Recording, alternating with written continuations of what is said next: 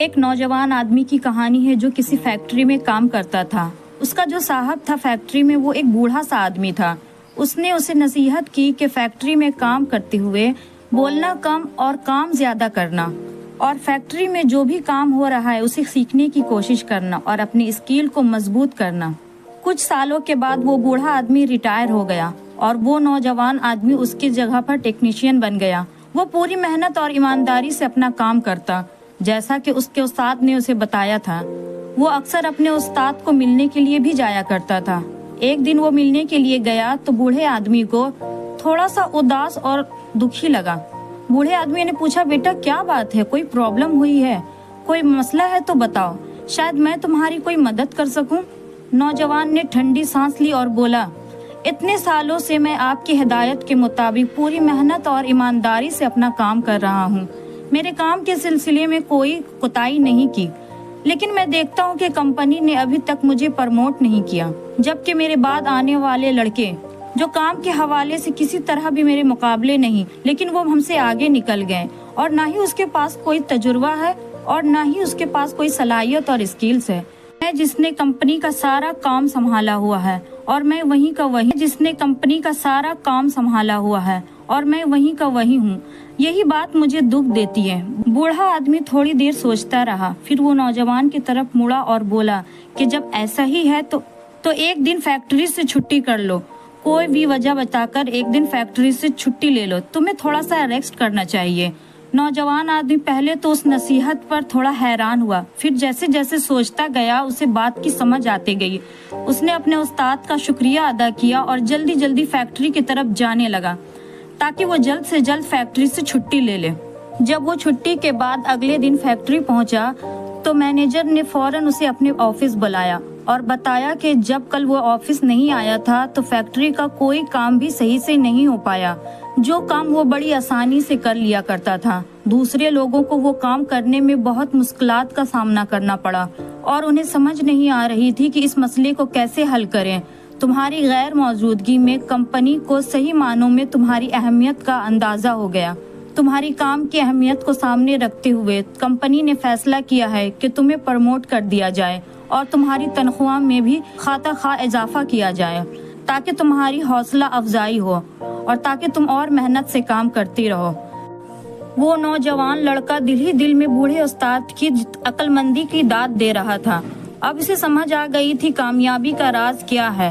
اس واقعے کے بعد جب کبھی اس نوجوان آدمی کو اپنی تنخواہ بڑھانی ہوتی یا کوئی اور بینیفٹ لینا ہوتا تو وہ آفس سے چھٹی لے لیتا، اور جب وہ واپس آفس آتا تو اسے اس کے مرضی کا فائدہ مل جایا ہوتا۔ کتنے ہی وقت ایسا ہی گزرتا گیا۔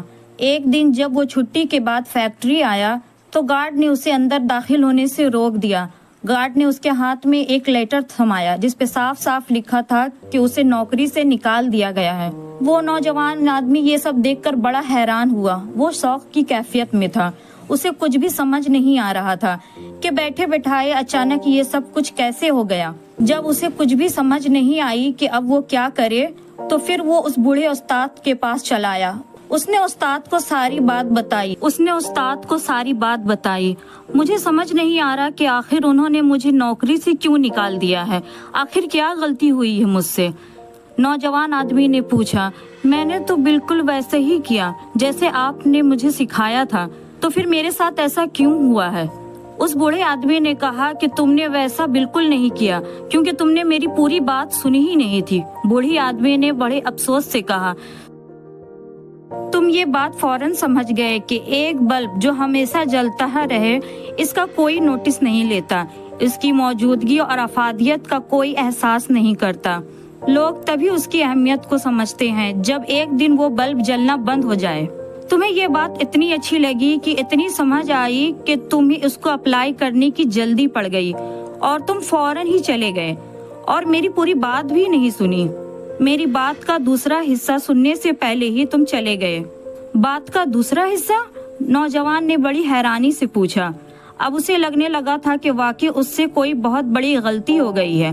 مہربانی کر کے مجھے بتائیں کہ دوسرا حصہ کیا ہے؟ نوجوان آدمی نے حیرت سے پوچھا۔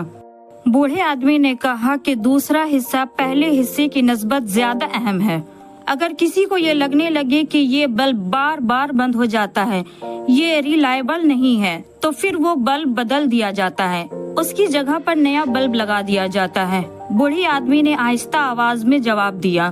دوستو، اس کہانی کا پہلا سبق یہ ہے کہ ہم بہت سی چیزوں کو، بہت سے لوگوں کو، بہت سے رشتوں کو جو ہمیشہ ہمارے لیے ہر وقت موجود ہوتے ہیں، فار گرانٹیڈ لے رہے ہوتے ہیں۔